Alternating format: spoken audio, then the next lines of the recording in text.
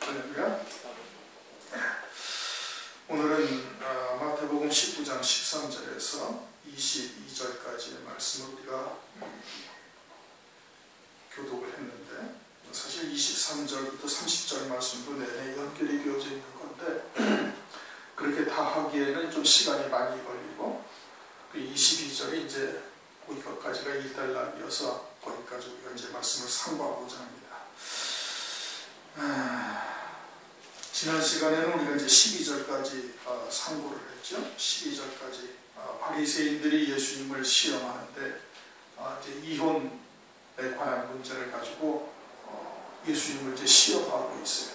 바리새인과 같은 신앙이 이제 마지막 때도 또 역시 이러한 하나님의 말씀을 가지고 대적하고 이제 따지고 이제 이와 같은 일이 있을 것을 이제 보여주시는 것이고, 그러할 때 우리가 이제 하나님의 말씀에 대한 온전한 그 지식, 지혜를 받아야 그것을 다 말씀으로 이겨나갈 수가 있는 거예요. 말씀으로 이겨야 되는 것이지, 뭐 그것이 아니라고 뭐 소리 높여서 외친다고 될 수 있는 것이 아니라는 말씀이에요. 그러니까 하나님의 말씀에 대한 아주 해박한 지식을 가져야 되는 겁니다. 그 말씀이 우리에게 생명이 되는 것이고, 그 말씀이, 때에 따른 말씀이 그게 영이 되는 거예요. 진리의 성령이 일곱 영으로 임하시는 통로가 되어지는 겁니다. 그 말씀을 통해서. 그러니까 말씀을 부단히 읽고 듣고 그리고 깨달아가야 되는 거예요. 그리고 하나님의 말씀으로 그들을 반박을 할 수가 있어야 되는 것이죠. 주님이 여기서는 이제 그런 이혼 문제를 가지고서 한 것이지만, 이와 같이 이제 다른 것을 가지고도 얼마든지 이제 대적을 할 수가 있으니까 그런 것을 우리가 잘 유념해서 이제 돼야 되는 겁니다. 있어야 되는 것이죠. 말씀하면서 13절, 때에 사람들이 예수의 안수하고 기도하심을 바라고 어린아이들을 데리고 오매 제자들이 꾸짖거늘.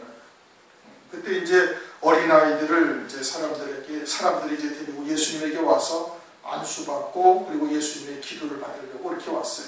그런데 이제 제자들이 어떻게? 제자들이 예수님을 귀찮게 한다고 막 꾸짖었다 이겁니다. 이 제자들이 하나님의 일이 무엇인지를 지금 알지를 못하고 있는 거예요. 하나님의 일은 그러한 자들을 갖다가 주님께서 기도해 주시고 또는 말씀을 깨우지 알아들을 수 있는 자면은 하나님의 말씀을 증거해서 하나님의 뜻이 무엇인지를 분명하게 깨우쳐 주는 것이고, 어린아이들은 아직 그러한 것을 사리를 분별하지 못하고 말씀을 이제 듣지 못하니까 안수하고 기도해 주셔서 그들이 장차 그와 같은 성자 하나님의 안수와 기도를 받고 그들이 어떻게 되겠어요? 그 주님의 기도하신 대로 되는 게죠. 그렇게 하나님의 자녀들이 온전한 구원에 이르게 되는 것을 하나님이 바라시는 거예요. 그게 하나님의 일이고 하나님의 뜻이죠. 근데 제자들은 단순히 예수님이 이제 귀찮아 하신다고, 예수님이 바쁘신데 왜 이런 아이들을 데리고 왔느냐고 해서 꾸짖어서 보내는 거예요. 그러니까 하나님의 일이 무엇인지 생각지를 못하고 있는 거예요. 그래서 사람의 생각으로 이제 아이들을 이제 데리고 오는 것을 제자들이 이제 꾸짖었다. 그러자 이제 예수께서 가라사대 어린아이들을 용납하고 내게 오는 것을 금하지 말라. 천국이 이런 자의 것이다. 천국이 이런 자의 것이다 라는 것은 어린아이들의 것이다 이런 뜻입니다. 어린아이들의 것이다. 그러면 어른들의 것은 아니라는 말씀인가요? 나이 든 사람들의 것은 하나님의 나라가 나이 든 사람들의 것은 아니다? 이런 뜻은 아니라는 말씀이에요. 그러니까 주님께서 어린아이들을 통해 가지고 오늘날 우리들에게 우리가 어린아이와 같은 자가 되어져야 온전히 하나님 나라의 백성이 될 뿐 아니라 하나님 나라를 가지는 자, 하나님의 나라의 기업을 누리는 자가 되어질 것을 영적으로 지금 말씀을 하시고 있는 거예요. 어른들의 것은 아니고 어린아이들의 것이다. 이렇게 그냥 문자적인 해석을 하면 안 되는 것이다 이겁니다. 그러면 어린아이의 것이라는 것은 지금 주님께서 제자들에게 무언가 특별한 계시를 지금 하고 계시는 거예요. 마찬가지로 오늘날 우리들에게도 주님께서 지금 말씀을 하고 있는 거예요. 어린아이와 어른들의 다른 점이 뭐냐? 어린아이들은 그냥 단순해요. 순수해요. 하나만 딱 알아듣는 거예요. 두 번째는 뭐예요? 그냥 부모를 절대 의지하는 겁니다. 그러면 먼저 어린아이들은 단순하고 순수하다 이겁니다. 어른들 여러분들은 여러 가지의 생각들을 복잡하게 계산을 하고 뭐 그냥 앞뒤를 이렇게 뭐 이제 수지 타산을 계산하기도 하고 자기에게 이익이 될 것이 무엇이냐 뭐 이런 것들을 계산하고 이야기도 하고 상대를 하기도 하지만 어린아이들은 그런 것이 하나도 없는 거예요. 그렇게 하나님의 나라를 그렇게 대하여야 된다 이겁니다. 하나님의 나라, 즉 하나님의 말씀을 보면서 그냥 하나님의 나라만을 봐야 되는 거예요.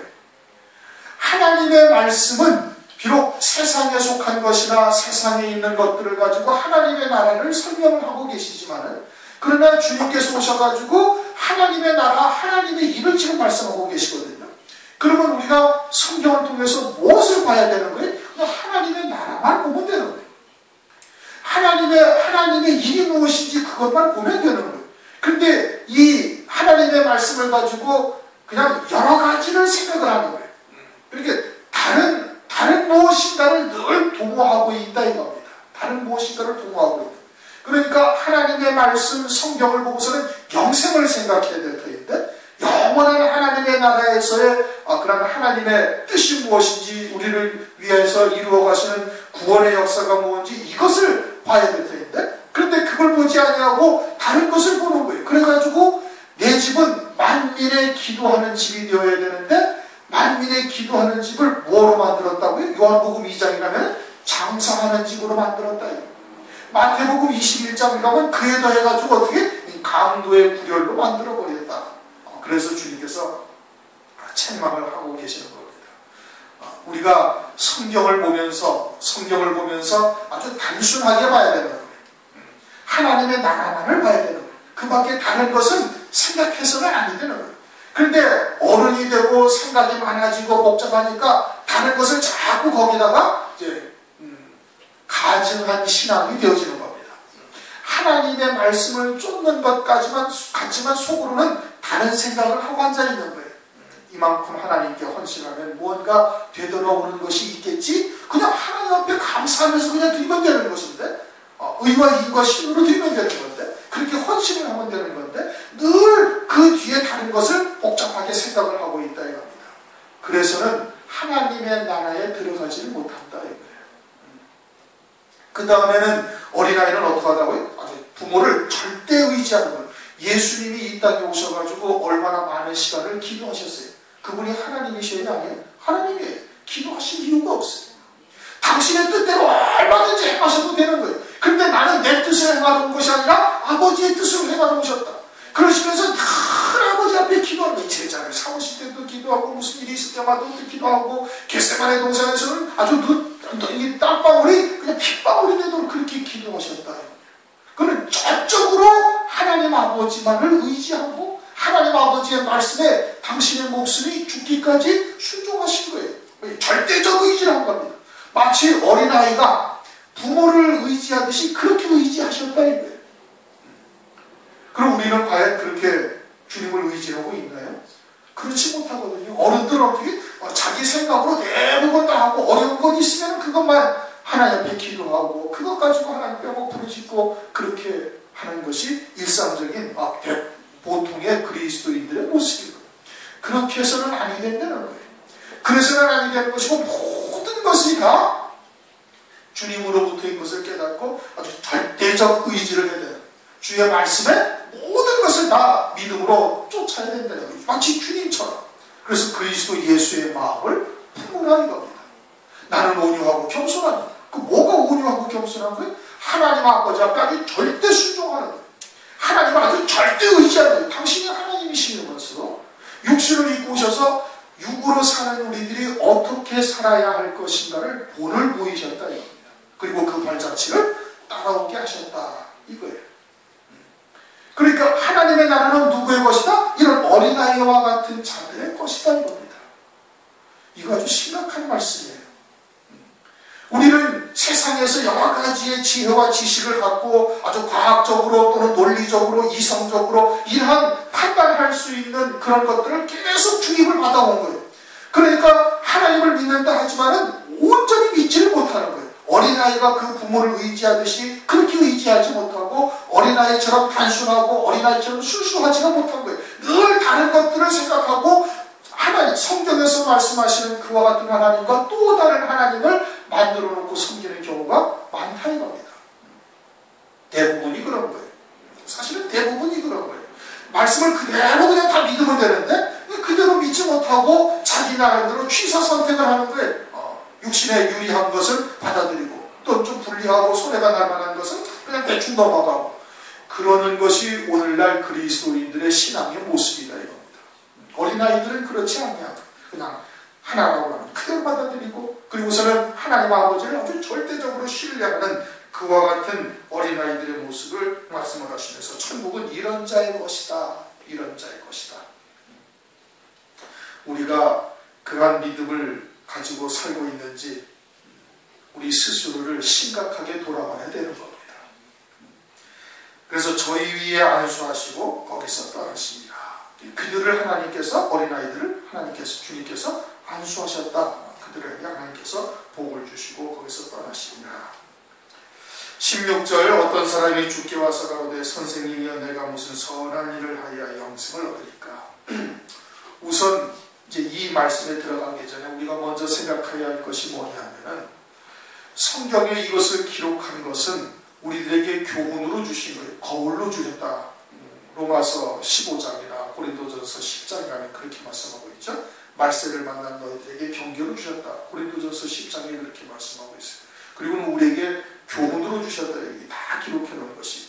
그러면 이 지금 선생님이여 부르고 있는 이 유대인들은 오늘날 뭘 말하는 거예요? 교회를 말하는 거예요. 당시에 역사적으로 과거에 2000년 전에 있던 유대인들이 주님에게 이렇게 했다는 사실을 기록해 놓은 아주 역사적인 그런 기록 문서가 아니고 이것은 오늘날 우리들에게 주시는 하나님의 말씀으로 봐야 되는 거예요. 그러니까 지금 이와 같은 신앙이 교회 안에 있다라는 것을 지금 그림자로 그들을 통해서 계시해 주는 것이고 그와 같은 신앙이라면 빨리 돌이켜야 될 것을 말씀을 하고 있는 겁니다. 이 어떤 사람이 주께 와서 가로되 선생님이여 내가 무슨 선한 일을 하여 영생을 얻으리까. 예수님을 뭐라고 불러요? 이제 선생님이라고 불러요. 주님이죠? 그리스도이신 거예요. 그러니까 그리스도요 구세주요 그분은 말씀이 육신을 입고 오신 분이시고 그 입에서 나오는 모든 말씀은 우리에게 영생에 이르게 하는 말씀이 되는 거예요. 그분이. 그런데 이 사람은 지금 예수님을 뭐라고 불러요? 선생님이요. 주님에게 와가지고 누구에게 와가지고 주께 와서 주님이라고 불러야 되는데 뭐라고 불러요?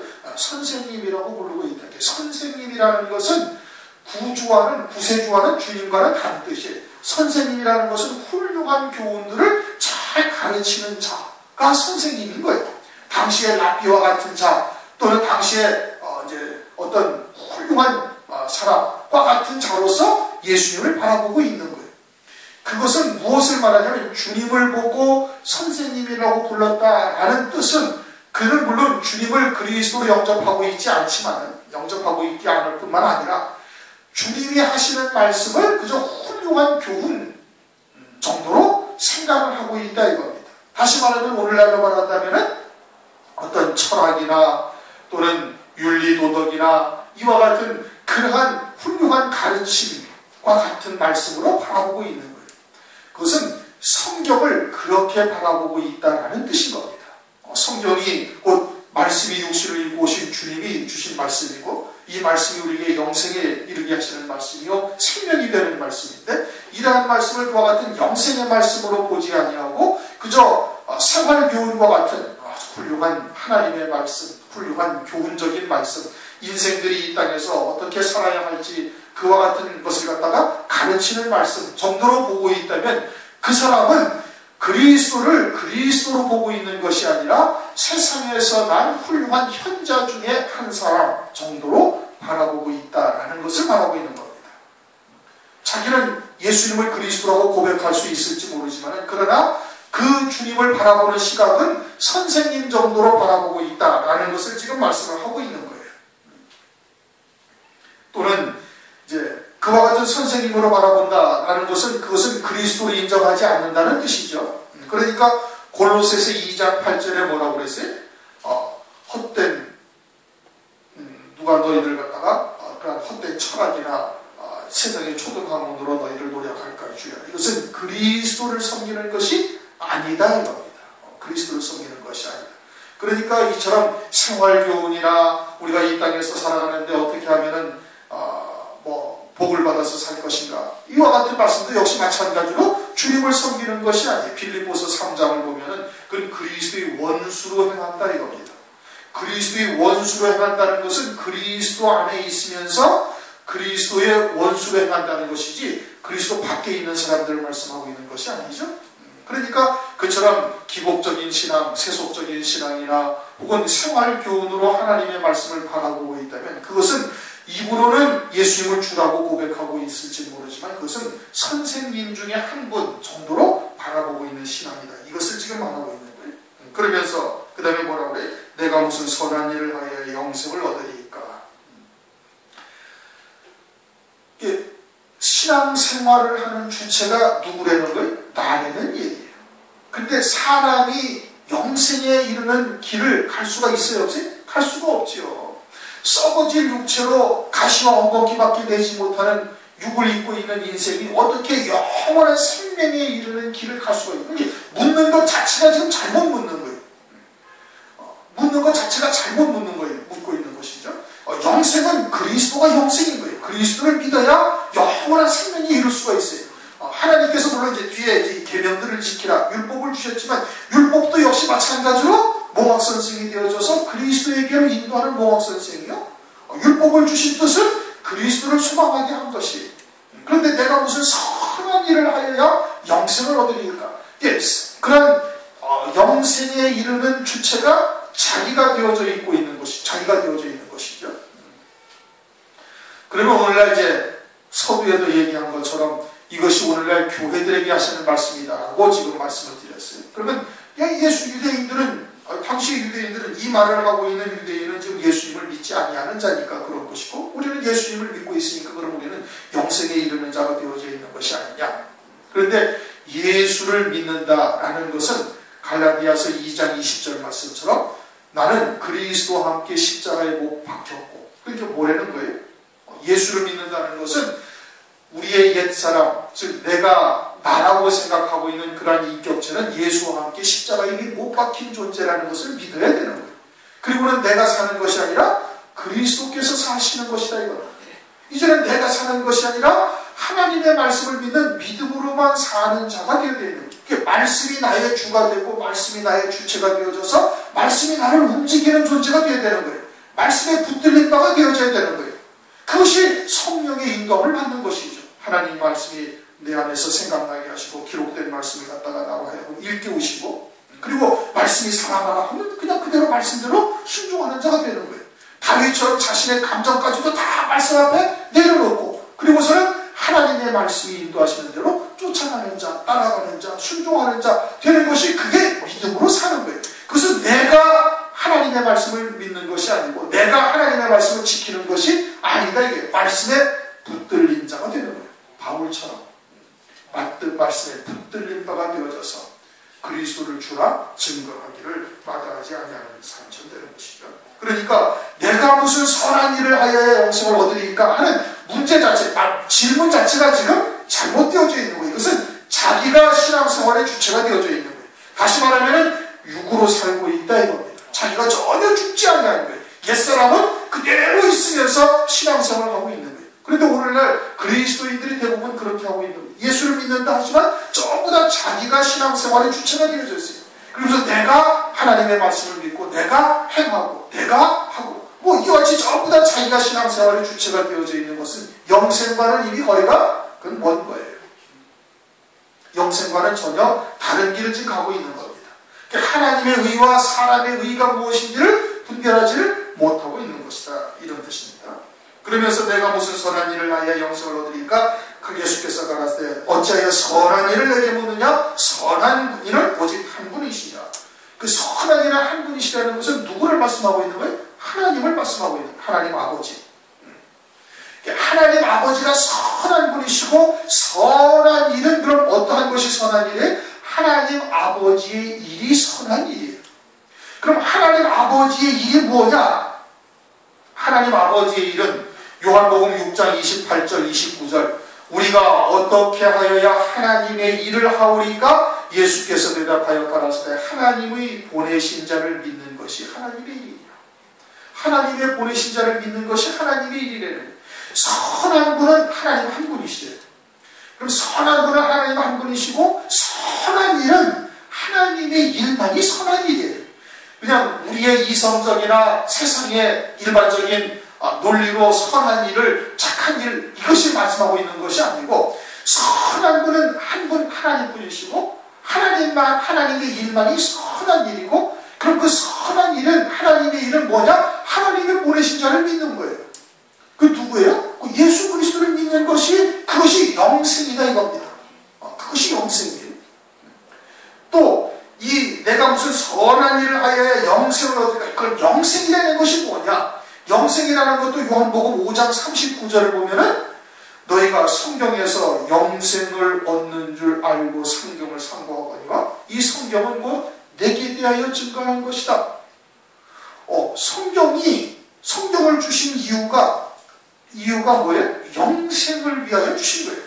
그런데 이 성경이 누구에 대해서 증거하는 것이다? 예수 그리스도에 대해서 증거하는 것이다. 그러면 영생을 얻기 위해서는 무엇을 해야 돼? 예수 그리스도를 믿어야 되는 거예요. 그러니까 내가 무슨 선한 일을 하여야 영생을 얻으니까 하는 질문 자체는 지금 영생이 무엇인지 선한 일이 무엇인지조차도 모르고 있는 것이에요. 그러니까 주님께서 알려주시는 겁니다. 선한 일은 한 분뿐이시니라. 그럼 선한 일은 한 분뿐이시니까 하나님을 믿는 것이고 하나님의 일을 하는 것이 선한 일이에요. 결국은 그것이 뭐예요? 예수 그리스도를 믿는 것이 선한 일인 거예요. 그것이 영생에 이르는 길이다 이거예요. 그러면서 주님께서 한 말씀을 또 더 붙이는 거예요. 내가 생명에 들어가려면 이 생명이라는 것은 영원한 생명을 말하는 거예요. 영원한 생명에 들어가려면 계명들을 지키라. 그렇게 말씀하셨어요. 계명을 지키라. 그런데 마태복음 22장을 보면 한 율법사가 주님에게 와서 묻습니다. 율법 중에 가장 큰 계명이 뭡니까? 이게 주님께서 하나님을 사랑하고 마음을 다하고 뜻을 다하고 네 목숨을 다해 하나님을 사랑하고 이렇게 하나님을 사랑하고 네 이웃을 내 몸과 같이 사랑하라. 이것이 온 율법과 선지자의 강령이에요. 율법의 모든 뜻은 뭐예요? 하나님을 사랑하고 네 이웃을 사랑하고 결론은 뭐예요? 사랑이에요. 결론은 사랑이에요. 결론은 사랑인데 그 사랑을 인간의 사랑이 아니고 육신적인 사랑이 아니고 이 세상적인 사랑이 아니라 하나님의 사랑으로 사랑하라는 거예요. 하나님을 온전히 사랑하자. 어떻게 우리가 하나님을 사랑해? 하나님을 온전히 알아야 하나님의 사랑을 할 수가 있죠. 하나님만이 하나님의 사랑을 할 수가 있는 거예요. 인간이 그런 사랑을 할 수가 있어요? 못하는 거예요. 그래가지고 하나님의 사랑이 무엇인지를 주님이 이 땅에 오셔가지고 보여주신 거예요. 로마서 5장 8절. 하나님의 사랑이 무엇인지 당신의 목숨을 희생하시기까지 우리를 사랑하시는 그 하나님의 사랑이 무엇인지를 주님이 이 땅에 오셔가지고 보여주신 거예요. 그리고 모든 율법의 완성은 사랑이고 그 율법을 주님이 마치게 되셨다 이거예요. 율법을 다 이루신 거예요. 무엇을 통해서? 하나님의 사랑을 통해서. 하나님의 온전한 사랑이 무엇인지를 당신의 몸으로 이미 다 보여주셔가지고 그래가지고 율법을 다 이루신 것이고 그리고 율법 외에 또 다른 하나님의 의 율법을 온전히 지키면 어떻게 지켜야 돼? 하나님처럼 지키면 하나님처럼 사랑을 하면은 율법을 지켜서 의로운 자가 되는데 율법으로는 의로운 자가 있어요? 없어요? 없다 이거예요. 아무도 없는 거예요. 아무도 없어요. 그리고서 율법 외에 또 다른 의 율법을 온전히 지키신 하나님의 사랑을 온전히 이루시고 하나님의 사랑으로 우리를 사랑을 하셨고 하나님의 사랑으로 하나님을 온전히 사랑하신 그리스도를 믿는 자에게 하나님께서 아주 율법을 다 이룬 것처럼 보시는 하나님의 또 다른 의가 있다 이겁니다. 그러니까 계명을 온전히 지키려 하면 스스로의 한계를 느끼고 어떻게 돼? 그리스도에게로 올 수밖에 없게 되어져 있는 거예요. 어떻게 하나님의 사랑으로 사랑을 우리가 할 수가 있어요? 못한다. 하나님의 사랑을 온전히 깨닫고 그 하나님의 사랑 안에 붙잡힌 자, 녹아진 자가 되어져서 마치 사도 요한이 예수님의 품 안에 누운 자, 기댄 자가 되어졌던 것처럼 그와 같이 하나님의 사랑을 온전히 깨닫고 있는 자가 되어져야 그 사랑을 통해서 그 사랑이 나를 통해서 드러날 수가 있는 것이죠. 그의 계명을 지키는 자가 되는 거예요. 생명에 들어가려면 계명을 지키라. 그러니까 어느 계명이뇨가 예수께서 가라사대 살인하지 말라, 간음하지 말라, 도둑질하지 말라, 거짓 증거하지 말라, 네 부모를 공경하라, 네 이웃을 내 몸과 같이 살아. 계명을 지키라 하니까 주님께서 계명을 다시 또 자세하게 설명을 해주시는 거예요. 거기까지만 17절까지만 얘기를 해도 주님 앞에 딱 무릎을 꿇어야 되는데 못 알아듣고 있는 거예요. 왜요? 육신의 귀만 가지고 있으니까, 할례받은 귀를 가지고 있지 못하니까 듣지를 못하는 거예요. 그러자 주님께서 다시 또 자세하게 알려주시는 겁니다. 살인하지 말라, 간음하지 말라. 이제 십계명에 나와 있는 계명들이죠. 하나님의 사랑으로 사랑을 하면 살인을 할 수가 없어요. 하나님의 사랑으로 사랑을 하면 간음을 할 수가 없는 거예요. 도적질은 물론이고 이웃을 내 몸과 같이 부모를 공경하고 온전히 사랑할 수가 있는 거예요. 그러니까 이 계명도 결국은 뭐예요? 사랑이다 이겁니다. 하나님처럼 지켜야 되는 거예요. 하나님의 사랑으로 사랑을 해야 이 계명을 온전히 지킬 수가 있는 거예요. 사랑으로 다 연결이 되는 것이죠. 그 사랑을 주님이 다 이루신 거예요. 그러니까 그 계명을 사람이 지킬 수는 없대. 하나님이 이 땅에 육신을 입고 오셔서 온전히 지키셨으니 그 그리스도를 믿음으로 말미암아 율법을 다 온전히 지킨 자가 되어지는 겁니다. 이스라엘에게 하나님께서 율법을 주셨잖아요.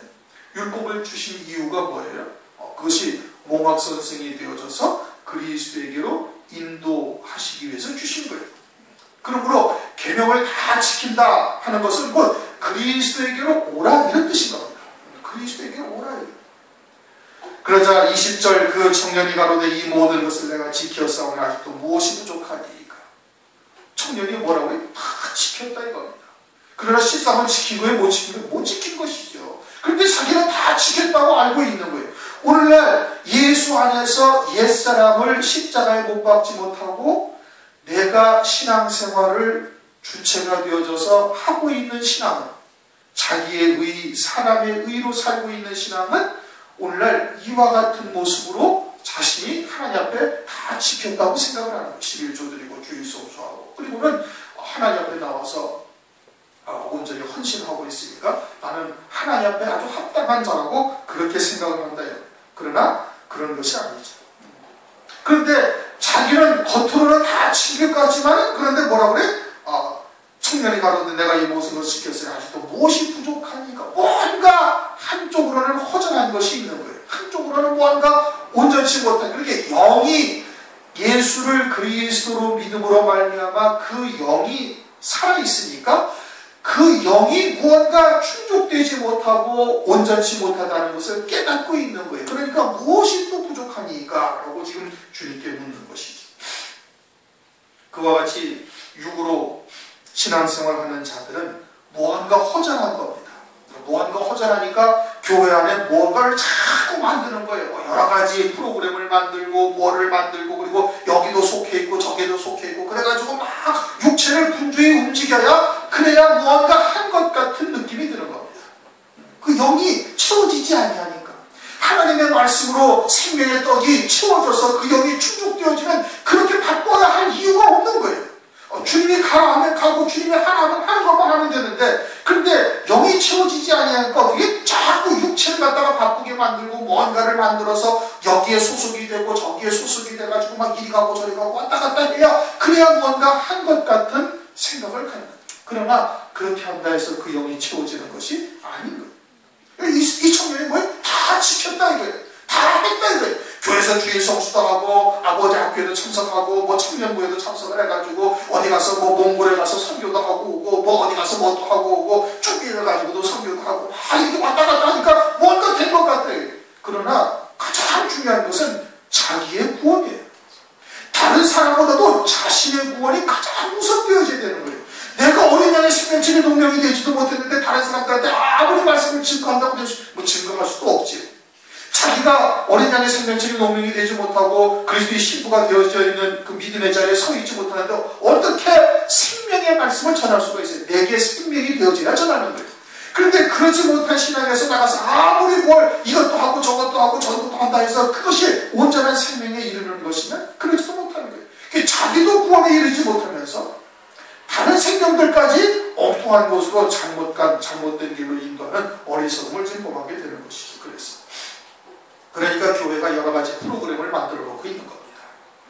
여러 가지 프로그램을 만들어 놓고 그걸 쫙 해놓고 그냥 참석하게 하고, 그래서 성도들도 그런데 왔다 갔다 하다 보니까 뭔가 하는 것 같고, 그러나 한편으로는 허전한 거예요. 영적으로는 충족되지가 않는 겁니다. 그 영은 말씀만이 충족시킬 수가 있는 거예요. 말씀만이. 생명이 되는 말씀, 진리의 말씀만. 그러니까 주님께서, 예수께서 가르쳤을 때 21절, 네가 온전하고자 할진대. 그럼 어떻다는 거예요? 아직 온전치 못하다는 뜻인 겁니다. 온전치 못한 것을 이도 뭔지 알고 있으니까 또 무엇이 부족합니까? 라고 주님께 물은 것이고, 그러자 주님께서 네가 온전하고자 할진대. 온전하고자 하려면 어떻게 된다? 네 소유를 팔아 가난한 자들을 주라. 그리하면 하늘에서 보화가 네게 있으리라. 그리고 와서 나를 쫓으라. 먼저 어떻게 하라고? 네 소유를 다 팔아서 가난한 자들을 주라. 가난한 자들 다 나눠주고 그리고 와서 나를 쫓아야 돼. 그러니까 주님을 쫓는 일에 걸리적거리는 것이 아무것도 없어야 된다 이겁니다. 그러면 우리는 가난하고 뭐 집도 없고 뭐 걸리적거릴 거 없으니까 됐네. 그게 아니고 이것은 영적으로 가난한 자를 말하는 거예요. 그렇죠? 영적으로 영이 가난한 자. 앞에서 얘기한 것처럼 어린아이와 같은 자. 나는 아무것도 할 수가 없고 나는 주님이 아니고서는 아무것도 할 수 없는 존재라는 것을 아주 절절하게 고백하며 전심으로 주님을 의지해야 되는 거예요. 아주 사소한 것으로부터 모든 것이 다 주님으로부터인 것을 깨닫고 주님을 의지하는 자가 되는 거예요. 그게 주님을 쫓는 거예요. 근데 그렇게 쫓는데 뭐 재물이 있고 뭐가 있고 어쩌고 저쩌고 이런 것이 다 너한테는 지금 그것이 걸리적거리는 것이니까 이제 뒤에 나오죠. 하나님만이 부자는 그럼 천국에 들어가지 못하겠네요. 그러니까 하나님만이 하실 수 있다. 그러니까 지금 이 부자는 이 부자 청년은 그것이 주님을 쫓는데 걸리적거리는 거예요. 장애물인 거예요. 그러니까 그것을 다 팔아서 가난한 자들에 주고 그리고 와서 나를 쫓으라. 그렇게 지금 말씀을 하고 있는 거예요. 우리는 이제 주님을 쫓는다. 뭐 이제 마지막 때 주의 재림과 또 그리스도의 신부가 되는 것을 소망하면서 예수의 증거와 하나님의 말씀이라야 이제 순교하기까지 믿음으로 받아서 결단하면서 지금 달려가고 있는데, 그런데 우리들에게도 여러 가지 걸리적거리는 것이 있으면 안 되는 겁니다. 이 청년은 재물이 많은 것이 지금 큰 장애인 거예요. 주님을 쫓는데. 그럼 우리는 재물이 없으니까 되었냐? 아니다. 어린아이와 같이 되지 않냐면 절대 가지 못하는 거예요. 주님처럼 그리스도 예수의 마음을 딱 품지 않냐면 절대 그 길을 갈 수가 없다. 그게 재물이 걸리든지 또 다른 무슨 인간적인 관계, 혈육의 문제, 기타 등등 뭐 많은 것이 있을 수가 있는 거예요. 사단의 깊은 것, 우리가 요한계시록도 상고하는데 사단의 깊은 것까지도 우리가 알고 있어야 되는 것이죠. 풍요롭게 해서 실족하게 하든지, 아니면 얕은 것은 뭐예요? 고난을 주어서 늘 머릿속에 떠나지 아니하는 거예요. 그게 어떻게든지 내가 이 세상에서 한번 멋있게 한번 살아보겠다라는 생각을 갖는 것이라든지, 이와 같은 것에서 다 벗어난 자가 되어야 되는 거예요. 세상이 내게 관계할 것이 없어요. 나도 또한 세상에 대하여 십자가에 다 못 박힌 자가 되어야 돼요. 그냥 있으면 있는 대로, 주신 대로, 그대로 주님께서 허용하신 대로만 그것으로 자족하면서 나가면 되는 거예요. 세상의 것에 마음을 자꾸 품게 되어지면 점진적으로 빠져들게 되어져 있는 거예요. 그와 같이 다 팔아서 가난한 자들에게 주라. 그러면 어떻게 된다? 하늘에서 네게 보화가 있으리라. 그리고서 나를 쫓으라. 그렇게 말씀하고 있는 거예요. 구제 문제를 이제 말씀을 하시는데, 구제하고서 교회가 이제 예를 들어서 교회가 구제를 하든지 뭘 어떻게 하든지 그것이 대외적으로 알려지는 것은 그것은 온전한 구제가 아니죠. 이미 이제 마태복음 6장을 보면 그건 사람 앞에 보이려고 한 의예요. 그게 하나님의 의로서 행했다 할지라도 그것이 사람들 앞에 보이려고 한 의가 되어지면 이미 그것은 하늘나라에 상급이 없는 거예요.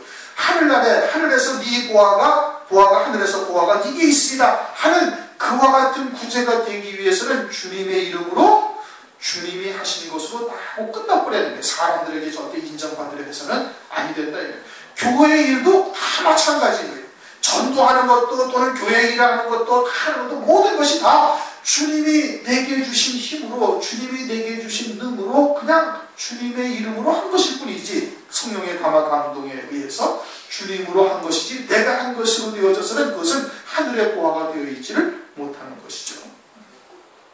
그러자 22절 그 청년이 재물이 많음으로 이 말씀을 듣고 심히 근심하며 갔다. 빈손으로 주님을 따르지는 못하겠다. 그 재물의 유익함, 재물의 유용함을 너무너무 잘 알고 있기 때문에 그러는 거예요. 결론은 뭐예요? 육으로 살고 있기 때문에 그러는 거예요. 육으로 살고 있으니까 육신의 편안함, 육신의 일락에 자꾸 젖어들게 되었고 그것을 버린다는 것이 절대 쉬운 일이 아니다 이겁니다. 그런데 이제 오늘날이 이제 세상의 물질 문명이 최고로 발달해 있는 때지요. 날이 갈수록 발달해가지고 날이 갈수록 육체를 좀 더 편안하게 하고 육체를 좀 더 안락하게 만들어 갑니다. 점점 편해지죠. 먹을 것도 그러하고 입을 것도 그러하고 또 눈으로 보는 것도 다 그러하고 모든 것이 다 뭘 살아나게 해요? 육체를 살아나게 하는 거예요. 그래서 노아의 때와 같고 롯의 때와 같다라고 성경에서 말씀하고 있는 겁니다. 영적으로 음행하지 아니하고 살아가기가 어려운 때를 살아가게 하는 거예요. 또 그냥 홍수물처럼 땅과 하늘이 다 뒤섞여가지고 하늘에서 내리는 은혜와 땅에서 솟구치는 그런 물이 다 뒤섞여가지고 무엇이 생수고 무엇이 순물인지 분별하지 못하는 홍수와 같은 때를 우리가 지금 살아가고 있어요. 그 모든 것은 다 뭘 자꾸 자극시키고 뭘 살아나게 하냐면 육체를 자꾸 자극하고 육체를 살아나게 하는 거예요. 그러니 그와 같은 데에서 그 모든 것에서 벗어나서 영으로 믿음으로 오직 하늘의 영생을 위해서 살아간다는 것이 부활의 신앙으로 살아간다는 것이 이 쉬운 일이 절대 아닙니다. 절대 아닌 거예요. 그러니까 당시의 부자 청년은 재물이 많아서 심히 근심하며 주님을 따르지 못하고 뒤돌아서 갔지만은 오늘날 우리들은 영으로 산다, 믿음으로 산다 하지만 여전히 계속해서 육을 그냥 자극하고 또 육을 살아나게 하고 그래서 육으로 살아나지 아니할 수 없도록 계속해서 만들어가고 있는 것이 오늘날 현실이고요. 그러니까 그런 데서 벗어나서 믿음으로 산다는 것이 쉬운 일이 아니다 이겁니다. 그러니까 어떻게 해야 돼? 어린아이 같이 되어야 돼요. 아주 단순해야 되는 거예요. 그리고는 세상이 내게 관계할 것이 없는 그 믿음의 자리에 계속해서 결단하고 또 결단하고 또 다짐하고 그렇게 부단히 결심하고 나가야만 되는 거예요. 그러지 않으면 절대 마지막 때 구원에 이르기가 쉽지가 않은 겁니다. 예전에는 어려운 가운데서 모든 것이 궁핍하고 또 부족하고 이런 가운데서 결단하는 거니까 그렇게 쉬운 일, 어려운 일이 아니었을 수도 있어요. 그러나 오늘날은 이게 자꾸 육을 살아나게 만들고 육체를 편안하게 하고 육을 자극하고 그러고 있으니까 그 육에서 벗어나서 산다는 것이 쉬운 일이 아니다. 부자 청년의 결론은 육으로 살고 있는 거예요. 자기의 의, 사람의 의, 육신의 일락을 쫓아서 지금 살고 있으니까 주님을 쫓기가 어려운 거예요. 그런데 오늘날 거꾸로 우리들도 역시 마찬가지로 계속해서 육을 맡기는 세상의 문화는 육을 살아나게 만들고 있다. 육으로 살아갈 수밖에 없게 만들고 있는 그러한 가운데서도 믿음으로 산다는 것은 이게 결코 쉬운 일이 절대 아닌 겁니다. 아니면은 롯처럼 그저 어영부영 살다가 그냥 소금 성분에 딱 앉아있는 경우와 같이 되는 거예요. 그러면 환난날에 절대 구원에 이르지 못하는 거예요. 그러니까 부단하게 우리 스스로를 돌아보면서 과연 어린아이와 같이 순수하고 단순한 마음을 가지고 있는지 신앙을 가지고 있는지 또는 복잡하게 하나님 앞에 믿음으로 산다 마지막 때 표대를 향해서 우리가 달려가고 있다고 생각은 하고 있지만 말은 하고 있지만 우리의 신앙의 중심은 다른 것을 또 마음에 두고 있는 것은 아닌지 늘 스스로를 돌아보아야 되는 겁니다. 오늘은 22절까지 좀 짧지만 22절까지만 상고를 했습니다. 다 같이 통속으로 함께 기도하시겠습니다.